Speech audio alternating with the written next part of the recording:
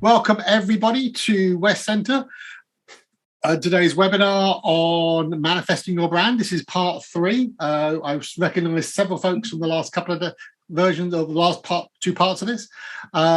We are West Centre. We are a non-profit. We are funded, if you go forward, by the Small Business Administration and the California Governor's Office of Business and Economic Development, GoBiz. We act as a women's business centre and a small business development centre for Mendocino and Lake counties. If you move on, where we do all this thing is by helping and providing free one-on-one counselling, webinars, loan packaging, advising small business owners and entrepreneurs every stage of their business development. We have a pool of owners and pool of expert advisors on pretty much everything from HR to permitting to e-commerce to marketing and branding. If you'd like to learn more about this, I'm going to throw a link to how you can get hold of us in the chat. So talking about the chat, today's session will maybe have some responses. I think Tara's going to be asking you for some input occasionally. Please put that in the chat. If you've got questions you want to ask Tara, please put those in the Q&A.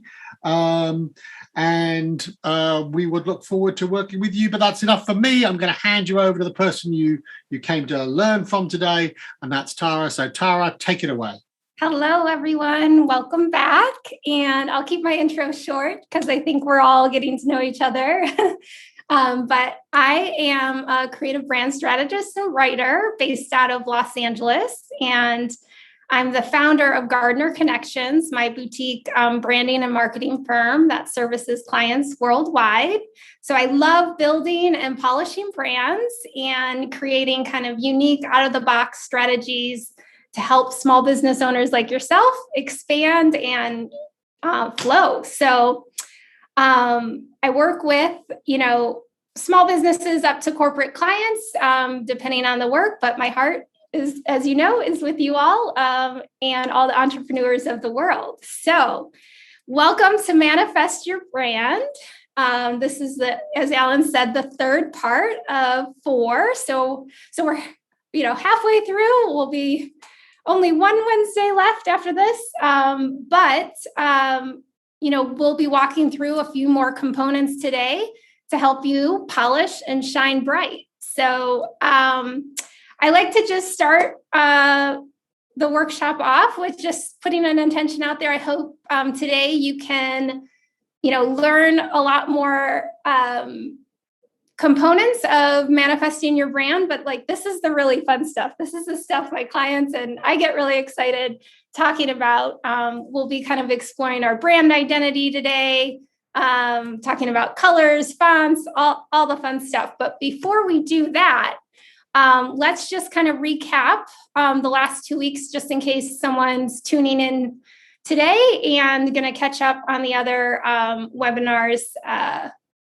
So we started our conversation with talking about what are some of the main building blocks of your brand foundation, of building your brand foundation. So we walk through looking at your core values, this is really who you are, like your blueprint, your mission statement, why you're doing what you do. Your vision statement, what you're aiming to kind of head for. And then we talked about the importance of all of these words, which you'll hear me kind of infuse through our conversation today as well, talking about how clarity, connection, creativity, cohesiveness, and consistency are all important when you're talking about branding and manifesting that brand. And last week, we talked about standing out of the herd with our psychedelic sheep, but we learned kind of the framework of identifying who your ideal client or clients are, why it's so important to understand your competitive landscape, and talking about kind of the value propositions, kind of that brand promise to your clients and why they choose you over everybody else. And then we also clarified kind of your brand positioning and how that's different from your mission statement, but also just how to position yourself within your market and kind of figuring out where you fit in and where you can stand out. So before we move on to today, it's kind of packed with lots of visuals, and I want to have time to walk you through it, but I definitely want to take a moment and see if anyone was open to sharing kind of any discoveries they've had through the first two parts, anything they've worked on, any clarifications they may need. Now's your time. Okay, so throw those either, if it's a question you need as a clarification, please throw that in Q&A. If it's something you've discovered, something you've progressed from the work from the last 2 weeks, please put it in chat and share it. It's like I particularly enjoy these like multi-part sessions where we kind of people are building on what they've learned each time, and you get to see. So Janice is telling us she's finalized a logo. Oh, that's fantastic, Janice. I think we'd love to hear, maybe throw in chat some information about it. I don't think there's an easy way for you to share it with us, but or maybe no, probably not. If it's on your website, maybe throw that website link in chat so we can all click on it and go ooh together. They're not live yet. That's a shame. Okay. Yeah. Hi, Janice. And shout out to Liz. I know she's going to be watching later. She's been emailing me this week too. So thanks for sharing. Well, let's get started today, and feel free to drop into the Q&A if anything comes up during the convo. Oh, I think I saw one more. Oh, hello. So today we're going to continue kind of looking at these building blocks. And like I said, I like kind of putting all the pieces of the puzzle on the table so that as you're kind of manifesting your brand, we can kind of bring it all together by the end of our time together. So let's keep this adventure going. And today, I'm having directional issues today. We're going to polish and shine bright. So this is where, this is really fun. I love talking about it. Just the writer in me, part of the brand identity is also, partly the story and things like that. But what we're going to talk about today is a lot of the visual aspects. So, but also how it factors into your voice and tone, your personality of your brand, and talk and break down. I think sometimes in the marketing world, like I've mentioned before, some of the terminology that marketing professionals use and things can be a little bit confusing because there's multiple names for multiple things. So we'll walk through kind of those visual brand elements. So when you hear certain names, you'll know what people are kind of directing you towards. And also, I think let's just jump in. So let's talk about the components of your brand identity. So I think really, it kind of breaks down into like three main areas that I like to look at. Like the brand identity is made up of what the brand communicates and how it's visually represented with images and the style and the design. And then how does it connect with your customers? How does it make you feel? How does it make your customers feel as they interact with you? So essentially, it's kind of the visual representation and the personality. So it's really when it all kind of comes to life. So this is kind of a preview of some examples that I'll show you later in the presentation. So one thing about the brand identity that's really important is identifying kind of your voice and tone. And I think really it's important to find that authentic voice and tone. So there may be, depending on what industry you're in or, your competitors, remember what we talked about, kind of making sure you have differentiators so that you kind of stand out. It's really making sure you're authentic to you. So does it reflect my values, mission, and vision? Am I speaking to my ideal client? Like, are we talking to them how that will be relatable to them and won't turn them off? Does it evoke that connection and that emotion? So, the identity and kind of the voice and tone kind of helps shape that and mold that for you. So again, this, before we move on, the one thing, bringing back those terms that we were looking at in workshop 1 on the brand foundation, just making sure it's clear, right? We have clarity in how we're saying things, and that there's that consistency and cohesiveness. And, again, building that connection. So let's walk through kind of what makes up kind of the visual brand elements. So this to me is the fun part. And I know, when you think about starting a business, or, you may have an idea on your head, I think the default is like, ooh, what is my logo going to look like? Or, how can I, I think everyone's default is like, oh, I want to design this really cool logo to go with this really cool product or service idea that I have. So to me, I just like to be clear that there's many, many parts to a visual brand identity. So we'll go through all of those today, but we'll talk the brand mark. So this is, I think, where some of the lingo gets confusing. That's kind of your logo, your icon, or otherwise known as kind of your secondary mark. And sometimes different businesses also use some kind of seal as well. And then we'll talk taglines, colors, typography, and imagery, and how all of this kind of makes up your visual brand identity. And I guess another point to point out on the visual side of things is we want to make sure kind of that evokes the senses, as I like to say, through the color, through the design, and through the style. So whenever I'm getting inspiration with a client, I love looking through the Pantone website just to pull out just different little color chips. I know people think of like Pantone for, painting their house and all of that, but in the design world, they also come out with like the color of the year, and it's super fun to look at all the different variations because, purple's just not purple. There's many hues to it. So brand marks. Let's talk logos.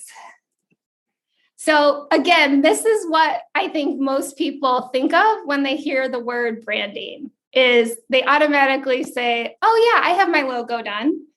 But as you know, from the last few weeks, there's many components and many building blocks that we've been looking at together. But it's a very important element of your brand, because it's kind of like an important part of that brand ID and that visual representation. So I wanted to share with you one of my clients, Dr. Shelley Gath. She invented this pill wrap that helps people swallow pills. So I didn't know this before working with her, but 1 in 4 people actually have a hard time swallowing pills, especially, I don't know, even if you take big vitamins and things like that, sometimes it's not fun for people. So when I met her, she had spent a lot of her time kind of investing in her R&D and her product development, securing her patent and all of her kind of manufacturing partners here in the US and stuff.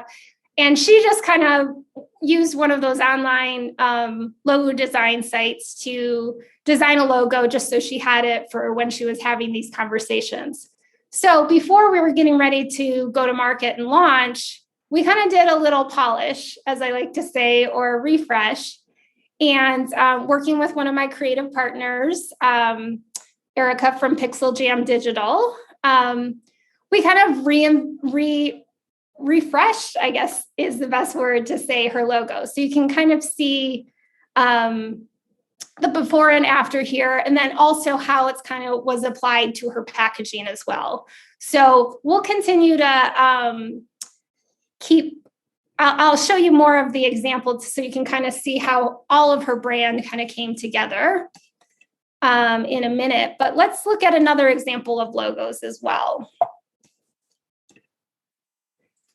So this is another client of mine, Chocolate and Steel. She's a lovely jewelry designer based out of Los Angeles. And, you know, her business, why I thought it could be relatable if we have any artists on the call or any artisans, is, you know, she started making jewelry when she got pregnant with her first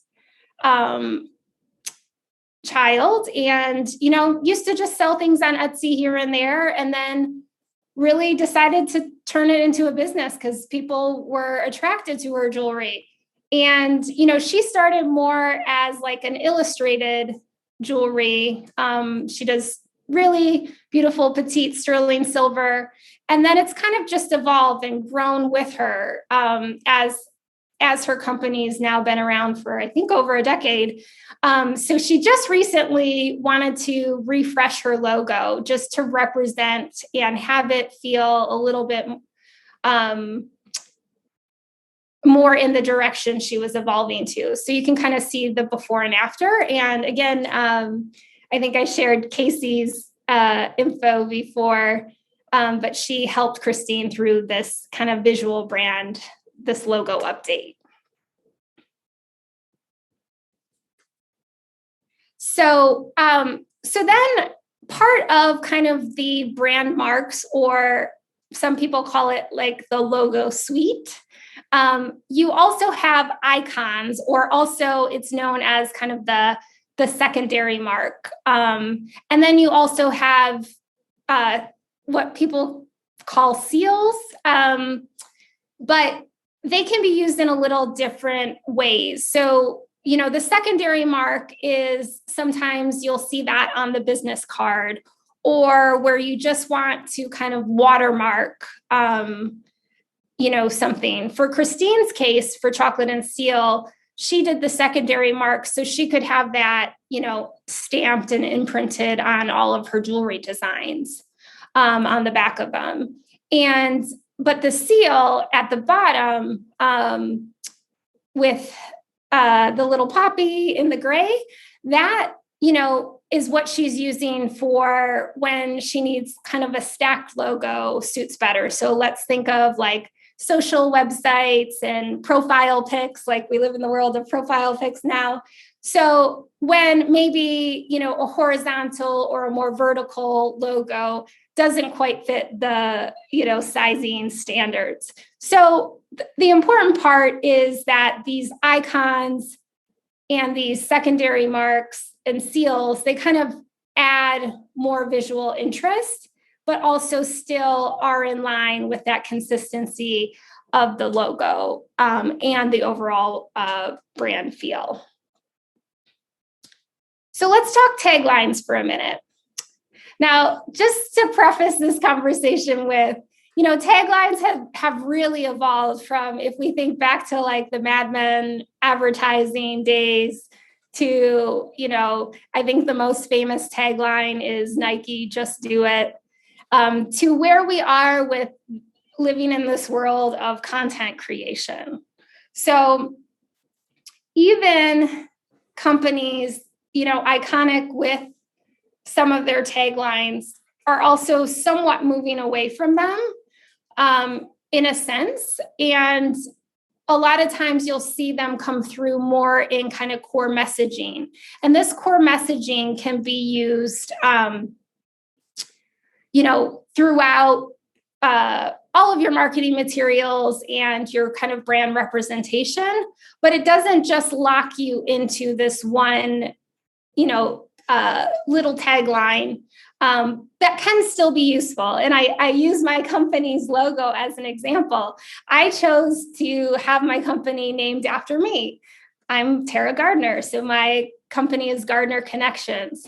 And if you look at my name, or I also pulled Casey's logo, Casey Jones Inc., you wouldn't necessarily understand it's not very explicit what we do. So having that little tagline can help explain that. I'm a business consultant, I'm a brand strategist. So I work kind of in the world of business, where Casey also is, a creative director, and, everything, it's like a one-stop shop. She does multiple things, and she's the creative director of her creative studio. So it's important when to use them in cases like this where it's not very explicit. And if you want to kind of highlight your brand's uniqueness or making your brand stand apart from other competitors, and kind of show off your personality. So for example, Pill Down, who I showed you the example, we have sometimes use her logo where it says Pill Down in the most delightful way, because we decided, a lot of people have this negative connotation about swallowing pills, especially if you have a problem with it. So we wanted to just bring that fun and playful personality into her brand and into her logo. So, and just a tip, making sure they're kind of concise, well-written taglines. They just make them more effective and more memorable. And do you find people singing it? Wow. Yes, we did have inspiration from that. But yeah, and I'll show you the website, and it'll make sense a little bit more in the whole visual direction we went with her brand. So colors. So colors are really fun. And this is, I think they really can help tell the story and help kind of reinforce, your great idea or your great product or your great company. Now, if you want to get highly technical on it, you can go down the Google rabbit hole and Google color psychology and, color theories and things like that. I like to use color more as like building on some of these other building blocks. Like, does it appeal to your ideal clients? Like, do you stand out from your competitors? And then if the psychology part is important to you, definitely look that out. But what I've found is it kind of usually manifests how it should for you based on what kind of is attractive to, I think, your ideal client. So, you may have some favorite colors, but they might not always be the best colors to choose for your company and for your brand. Mm-hmm. And I would just, kind of avoid caution too. And I know in Mendocino County, you guys have a lot of cannabis businesses, as we do in Los Angeles. And, I like to advise kind of avoiding that cliche, like, if you're in the cannabis, you have to have green, or you have to have this certain symbol to represent you, or icon. Just think about those type of things as well. And you kind of want to try to stand out of the pack or the herd, as we said. So, but colors can evoke emotion, and it really, again, can help tell that story.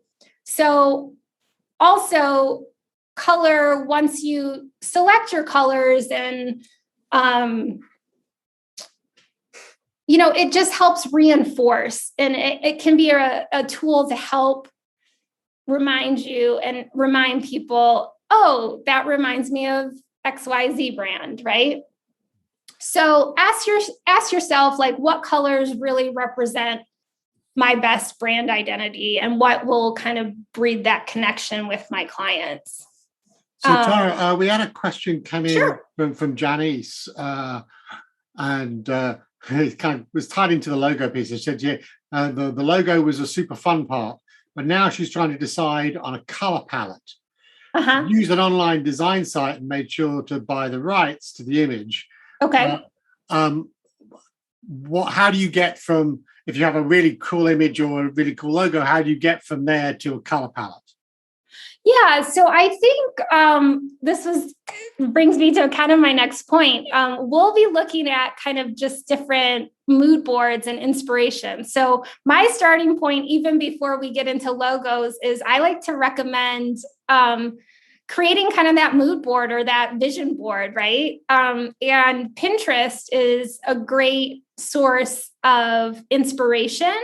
And if you can go on and create a board and see what colors kind of you're attracted to for your business, in a sense of like, what does your business represent? And, if you're in the wellness space, right, it may be that a softer tone or calming type palette, a color group might be best. Or,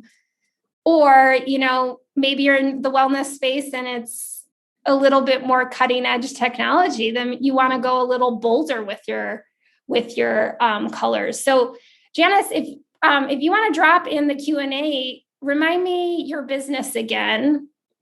And maybe if you can give us like a sentence about your ideal client, then I can kind of give you an idea for color direction. But I do also like I said before, kind of Googling like Pantone colors. And there's a lot of inspiration you can find where people put groupings of colors together.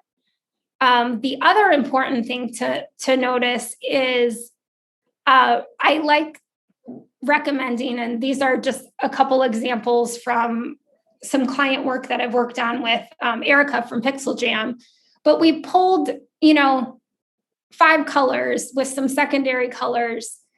It's good to have your primary, and then it's good to have kind of your accent colors. And that comes into really when you're designing websites, designing marketing materials.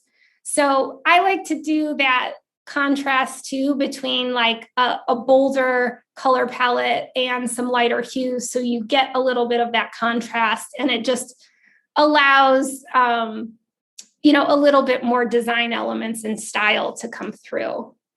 And Tara, I think you talked about like looking around to see what you like on the web. There's a couple of great little tools that I've used before, which are eyedropper tools, where you can, if you're using Chrome. So if you see a color and you think, oh, that's a great color, I wonder what it is, you literally, you pick up the eyedropper, you click on it, and it will give you that hex code that you see at the bottom of your screen there, part of those colors. So you can make a note of those. And then if you're doing anything, or you could pass them to your designer, or doing anything with various tools, you've got that code and you can bring that color in and then maybe play with it or do something with that. It's a great tool. No, that's a great tool. And even, I even go on to Canva sometimes and just drop like color, pictures and things, and use the eyedropper in there too. So like, if you don't have any of the design programs, but that's just off Google. I'll have to try it, huh? Yeah, it's one of the, it's something off Chrome, so you can use. Okay. It's a Chrome extension. Awesome. I've used it before myself. Yeah. So it's, yeah, and just to bring up, when we look at the chocolate and steel logo, she decided just to do the next iteration in black and white, just so that. For her packaging design, we could turn, she's going to turn that into potentially like a gold foil on the box, or it just allows it to kind of stand alone. And then you can infuse the color, your brand colors behind it to kind of make it pop, which I think we looked at on the slide with the icons and the seal as well. So, yeah. So, hopefully that helped, Janice, but if not, keep asking some questions, no problem. But let's move on to typography. So this is the fancy way to say fonts. So I think just like color, I don't know, fonts really get me excited. I think they're equally important to connecting with your ideal client. So I pulled a couple images from Hip Fonts. It's one of my favorite sites just to get inspiration. And, I'm originally from Michigan, so shout out to Detroit. But if you can kind of tell from these little image boards of showcasing the font, they kind of give you the look and feel of what they're going for, so that Detroit, if you've ever heard the saying, Detroit hustles harder, this is a bold kind of font, and the Costa, this is like a Southwest kind of deserty feel to the design and how that font, very tranquil, I think too, but a little bit bold. And then the Calvis, if I'm saying it right, is kind of that Western type feel to it. So I think, again, when you're thinking of fonts, think of it for your logo, but also it's important to remember how to use fonts on your website for your header text, your subtext and your body text. So the header text is any, kind of bold statement. The subtext is usually when you're giving context to that header statement. And then the body text is, just kind of the body, think of like a paragraph. So that can be applied. I'm using the website as an example, but that applies to kind of your marketing material or anywhere, anything, any communication, for your brand, maybe email marketing. You can even think about it for your email signature and things like that. The one thing to mention around fonts, and I think I might have put a little tip or hint on your worksheet, is just making sure things are web compatible. So most fonts are these days, or there's different tips and tricks that you can do with your web designer and developer. But going back in the days of Microsoft doesn't talk to Mac fonts and all of that exists a little bit, but just kind of think of that. And there's different types of, typography. The serif versus the sans serif, I think, is the technical terms, but it's the more traditional versus the more modern. And especially on the modern front. So, this font, all of my body text font is Century Gothic. That's one of my favorite fonts. But using Century Gothic in a logo maybe isn't really the best idea because of how thin it is. So the other thing I want to caution you is paying attention to, if you're going to use kind of a clean, thin, sleek, modern font in your logo, okay, reduce it down and look at it very small in kind of a business card size. And is it still readable? So a lot of times when I'm working with clients, when we're doing a refresh of their logo, it might not be a complete redesign, but we might need to just update the font so it's a little bit more readable. And again, I think the right fonts can kind of tie everything together. And just bringing back in some of those words we talked about in our brand foundation, just consistency is important. So you don't want to have on this marketing material, this really cool font that you love, and then on this marketing material, a completely different one. Again, just for overall brand identity and that brand recognition, we need to make sure we're consistent. Did I see any questions pop up, or are they? No, that's fine. Okay. Yeah. So let's talk imagery, because this again is, I think, where everything kind of intersects and comes together for when we're talking about brand identity from a visual standpoint. So this I wanted to share from Casey. This was an inspiration board that she shared with Christine from Chocolate and Steel when they were kind of getting their ideas out on what the new logo had to evoke and what the feelings, that they were trying to connect to. So, this is a good example in the bottom right corner. she does a lot of quote necklaces that kind of are empowering. And so they were using, this evolved kind of also statement type imagery, but also she gets a lot of her inspiration from the earth and a natural environment. So those were kind of the other kind of desert vibes and vibrant look that they were kind of going for. So this was, again, going back to Janice's question of like what to do next, find some inspiration in color. And also I think even in imagery can help inform your color. And like Alan said, do the little eyedropper to figure out the colors that you do like. So as you can see, this is kind of the full finished brand board. Once they went through, there was a couple iterations, obviously, before they got to this final design at the top. And, their alternative logos, their seal and their secondary mark or icon are also there. And then they highlighted all the different fonts that they're using for their brand, and then also submarks. So I think, like I said before, the brand imagery language is kind of all over the place. And depending on the designer that you talk to, they'll use different language, but they all kind of mean the same thing. But the submarks are all those different like little elements that you'll see when people are designing their website. So let's say you have 3 different services, you might do 3 different submarks that kind of reinforce, your logo and your overall imagery.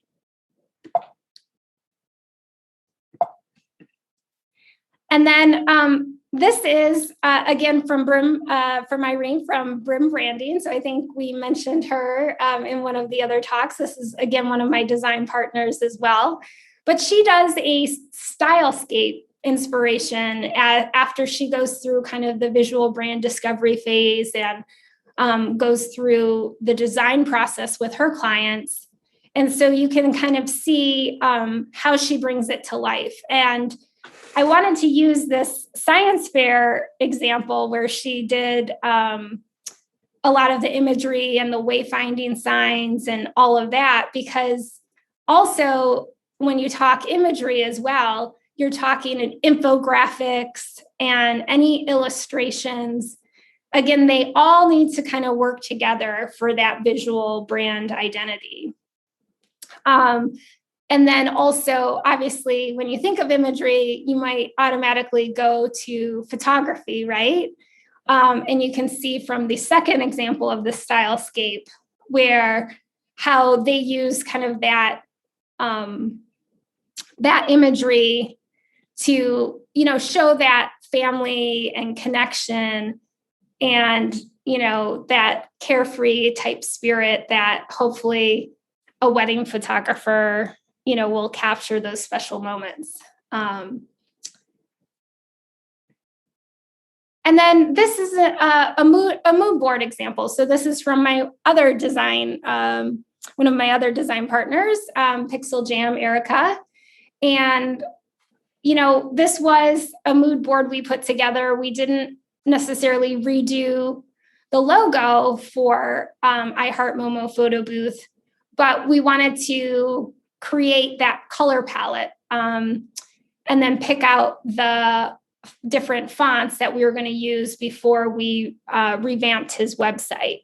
So you can kind of see how she kind of just incorporates it with the fonts, the logo, the colors, and then gives the imagery so you can kind of get the look and feel and see how all of those elements and come together.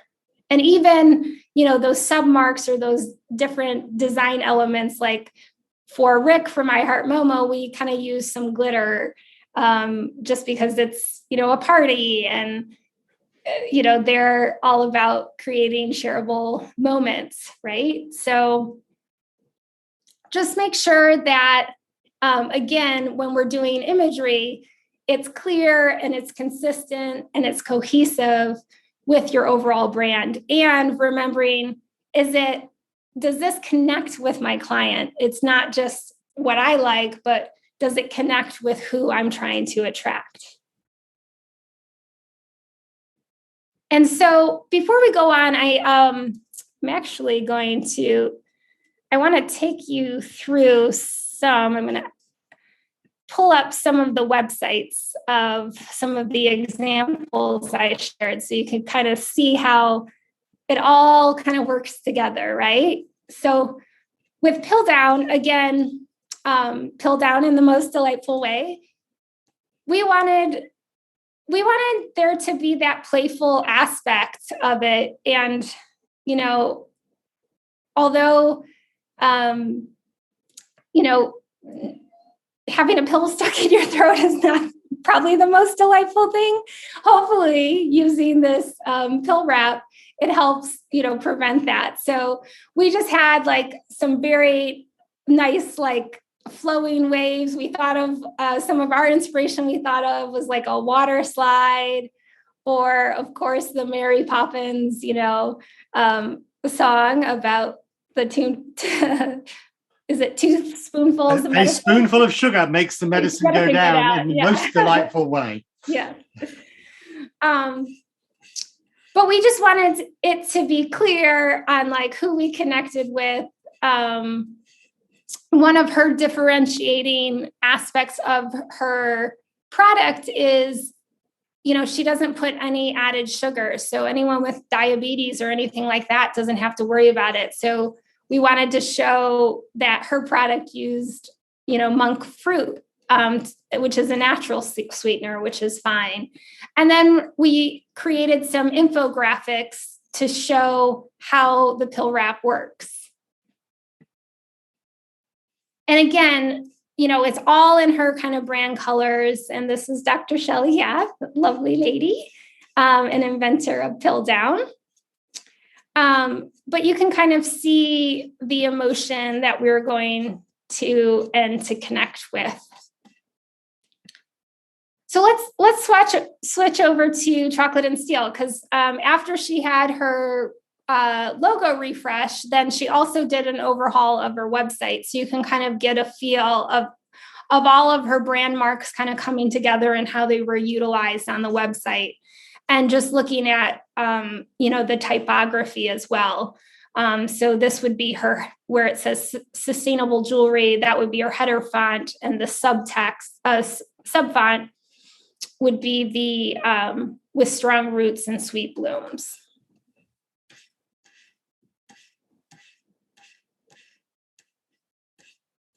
But if you notice, even the when they do their product photography shots, right? Using those kind of natural, earthy materials are important, because it's in line with how her jewelry is designed and the feelings that she's trying to bring up as the potential customer is looking at it.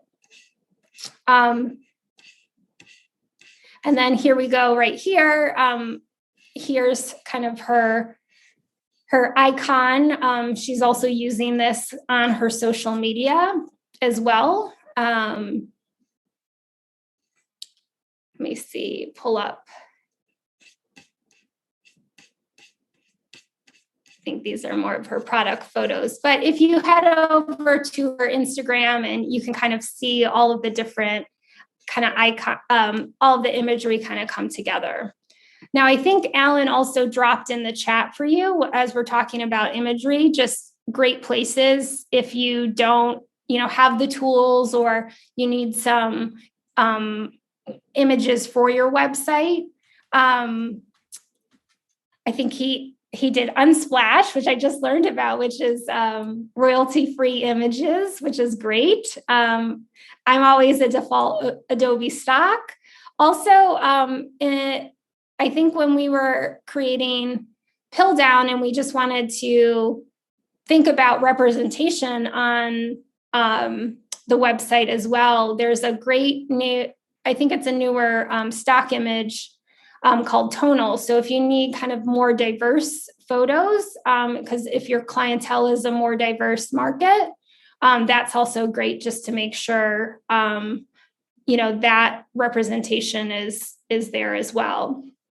And the other thing to point out about imagery is, if you've noticed in any of my slides, if it wasn't maybe an image from myself or a stock image that I license, I like to make sure that I quote the source if it was something that I found elsewhere. And that's kind of one of the faux pas in social media world right now, is a lot of like meme accounts and other things are like ripping off different artists in their imagery and things like that. So just please always quote the source.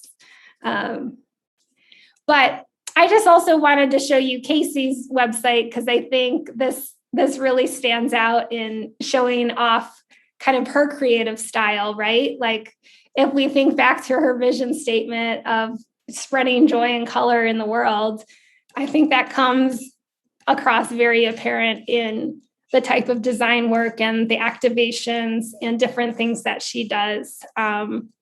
So I think her website's a very colorful representation of that as well. So let's flip back to the presentation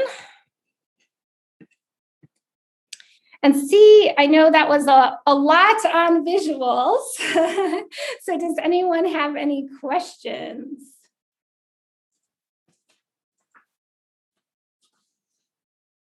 So give people a chance to throw questions in the Q&A or comments in the chat. I'm gonna get some water. Yeah, no, that unsplash.com is a place I discovered when I was creating decks for places where we wanted to make sure we had no budget for buying imagery, and so we have a lot of folks who would like grab an image off the web because Google will help you find stuff, and we want to make sure people were using stuff that they were allowed to use. And the whole point about, if you have a budget, use a budget, make sure that the artist is getting the money. If not, use something like Unsplash, use recognition on that. So one of my favorite things, and a point to add on to that, is I love collaborating. If you can't see, like working with these fabulous, they happen to be all fabulous women designers. I'll work with anyone, but I have my favorite ladies that I work with a lot, just from their design style and aspect. But collaborate. Like if you're a small business owner, but maybe there's someone that you meet maybe on in groups like this, that's an up and coming photographer. Maybe there's some way to collaborate and kind of utilize each other's talents, whether it's through a professional trade or kind of working out some kind of agreement. Or I also like tapping into recent like art college grads and things like that. A lot of my graphic design client partners, a lot of times their junior designers are ones that are coming fresh off their degree, or and wanting to kind of learn the industry a little bit more. So there's lots of ways. I would say money should never be the deterrent in manifesting your brand. I think it's you just have to work within what your budget is, and there's always a solution to any challenge. So okay, so we have a couple of questions that have come in. So a lot of comments about how useful this has been. So thank you for all of those. Sheila was asking if you could explain, where is subtext used again? So subtext, it's kind of when you make a statement. So your header statement. So let me pull up, if you don't mind, let me pull up the website again, because I think it's good to show you here. So this would be where it says sustainable jewelry. This would be considered more of a header. And then the subtext would be with strong roots and sweet blooms. And now, on some websites or marketing materials, you might have that header, you might have that subtext. So those are kind of the statements you want to draw the people's eyes to, right? But then there might need some context behind that. And that would be where your body text would be. So let me see if I can show you on Casey's too.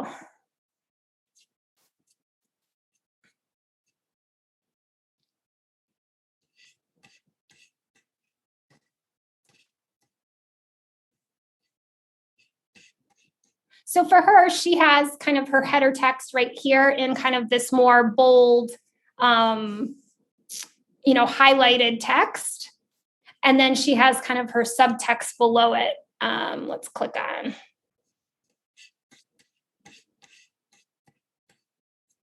It's really useful in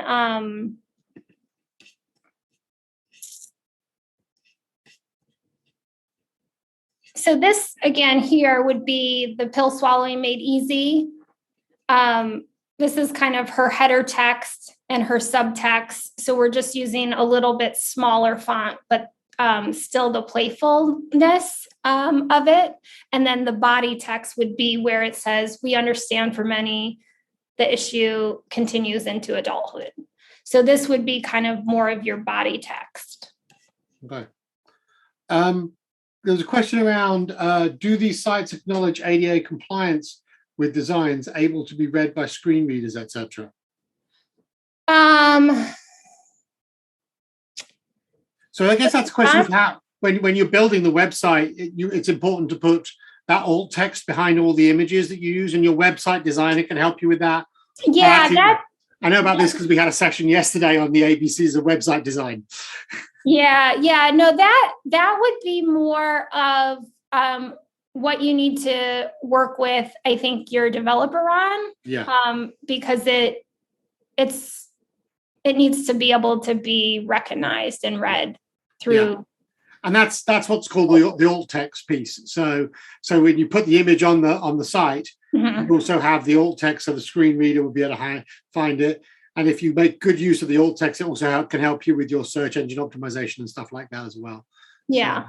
Yeah, no, that's a great question. I would revert to kind of a web developer and all of that on the technicalities behind that. But and even if you're doing some of that yourself, using some of those easy to use tools, they'll all give you that capability.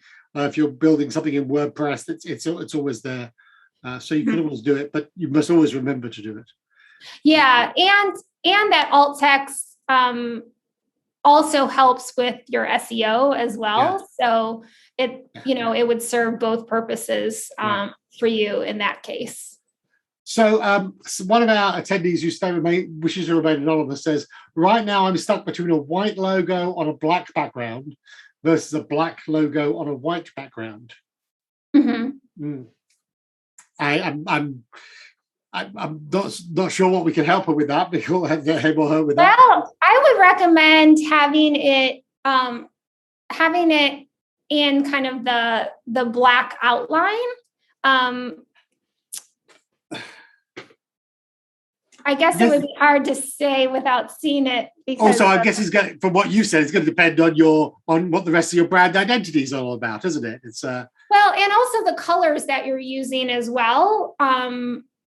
So, most things, if you think about how a logo shows up, or let's say you need to submit your logo in to be put on somebody else's website or on a packaging design, probably the black outline would be most useful, just because a lot of things show up with a lighter background, right? And you want to make it pop. But again, I think it would just be in the overall, like Alan said, the overall brand identity and visual brand identity. I think it's Janice who was saying this is because she was talking about, she's like giving us a couple of follow-up pieces. So Yeah, Janice, email me and I'll look at it. All right. Cool. So we got through a lot today. Yay. I wanted to give you lots of examples and ideas. So just to kind of review today's nuggets, we talked about brand identity, and hopefully now you can kind of see how everything kind of works together. And I think that last piece of brand identity that we'll be talking about for our last Wednesday together is kind of that brand story. So next week, we're going to amplify your story, but that will help kind of tie in what we learned today around your brand personality. So coming from an authentic voice and tone, and using that to tell your story and to amplify it.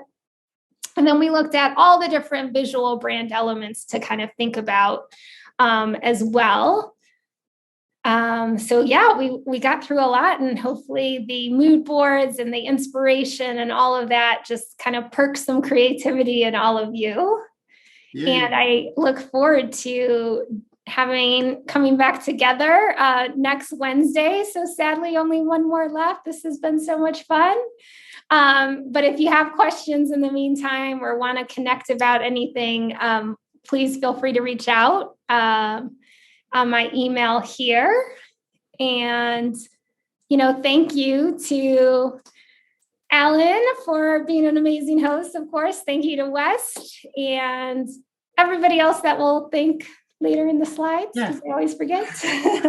So thanks, Sarah. Some great stuff. We're getting a whole bunch of the thanks in the chat and the Q&A as well.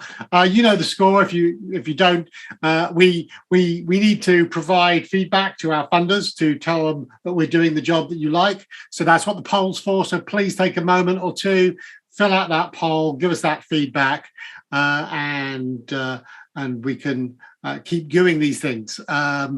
My thanks to everybody for your engagement. Some great, lots of great questions, lots of great involvement and engagement. Thanks, Tara, for a fantastic session with some great stuff going on there. We will see you for part 4. This same bat channels, same bat time next week. In the meantime, as I said, we're a West Business Centre. You can get hold of us in all sorts of ways. I'm going to throw a couple of links into the chat, including how you can see all our other stuff, all the other webinars we've got planned in the next few weeks, and all the webinars you might have missed that we've done. So there's a whole bunch of stuff around marketing and branding and e-commerce and web design, all of which is kind of really coming together to complement each other. And I think the job that Wes is doing is fantastic on all these complementary stuff. So have a look on the website and see the stuff that's in the library that you might have missed. There'll all be always useful stuff in there for pretty much everybody. But other than that, thank you so much for your time, everybody. We will see you next week. Thank you for showing up for yourself and your brand. So thank you. Bye-bye, everybody. Take care. Bye.